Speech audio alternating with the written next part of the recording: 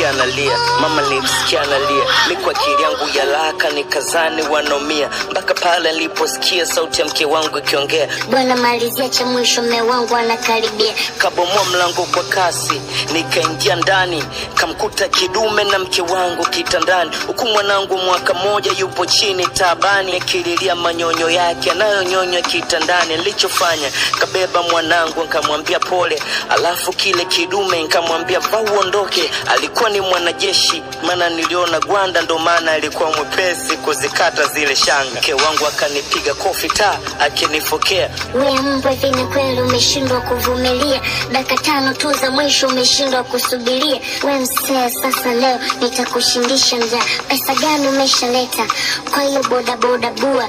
Si ungemwacha huyu kidume aniachie maua, najuta kuolewa na kubeba mimba yako.